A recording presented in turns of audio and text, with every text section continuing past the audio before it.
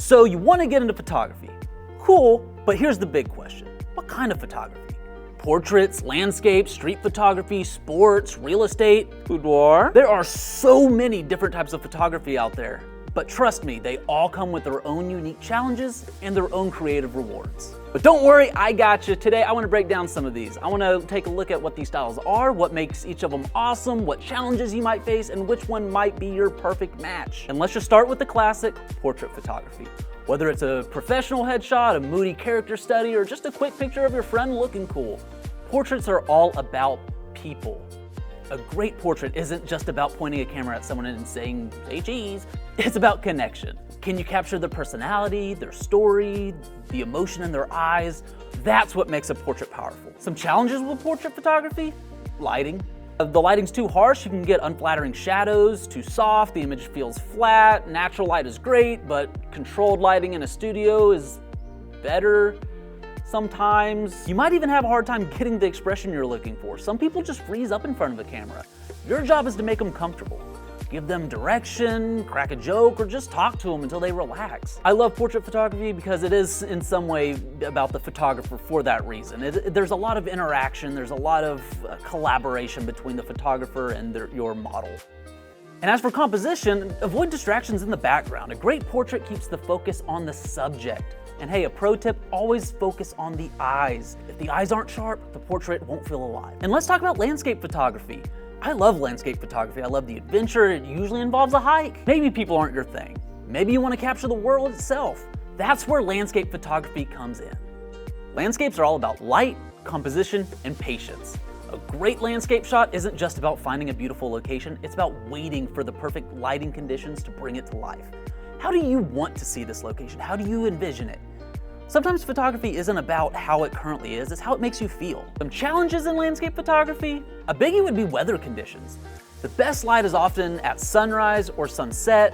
We call these golden hour or blue hour, but you have to wake up early or stay out late, and you might miss it.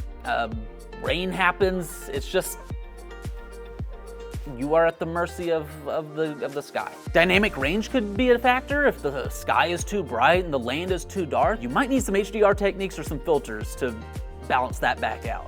And composition: a boring landscape is just a snapshot. Use leading lines, framing, and foreground elements to create depth in your images. Also, use a tripod. Longer exposures can make clouds streak and water look silky smooth. Try it.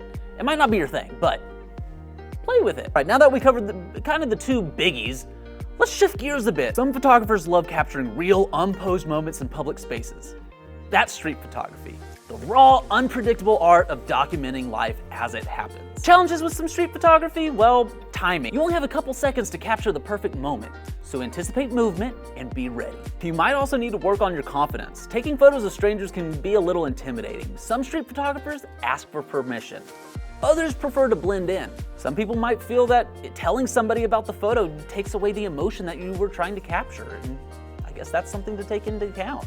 And like the other categories, lighting is also going to be an issue. Cities have harsh midday sun, dark alleyways, and if you're in a cool city, some neon lights at night.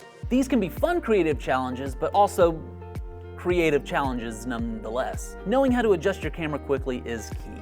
All right, and if you've ever browsed houses online, you know the power of real estate photography. A good photo can sell a house before someone even steps inside.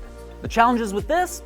Of course, lighting. Natural light is great, but sometimes rooms need additional lighting. Playing around with some off-camera lighting or some strobes, flashes, video lights, something like that to help light that space up and give you a nice evenly lit space, give it a try. And with real estate, perspective is very important. Wide-angle lenses are great, they make a space look big, but don't go overboard. Warped walls look unrealistic. And yes, most photography needs editing, but this one requires it. Post-processing is essential with these photographs. Adjusting brightness, straighten those lines, remove those distractions, use a tripod to help you get sharper images, and hey, keep those lines straight. And if you love fast-paced action, sports photography is where it's at. You're capturing speed, power, and intensity, all in a fraction of a second. Some difficulties with this one: your shutter speed. Too slow, motion blur ruins the shot. Too fast, you might lose brightness. If the action's too fast, you might just need to invest in some better lenses, something that can stop down to a wider aperture to let more light in to let you speed up that shutter speed. Your autofocus is another challenge. You need fast tracking to keep up with these moving subjects. And a big one, positioning. Be in the right place at the right time. The best shots come from unexpected angles. So, which one's for you? Maybe you love the adrenaline of sports. Maybe you prefer the quiet patience of landscapes, or maybe you just love capturing people and their stories. Don't forget, don't be limited by this. You can't tell me what to take pictures of. Take pictures. The good news is you don't have to pick just one. Experiment, try them all, find what excites you, because no matter what style you choose, photography is all about seeing the world differently and sharing that vision with others. And hey, if this helped you at all, drop a comment below. Hey, what's your favorite photography genre? And don't forget to like and subscribe, because that's what we do here.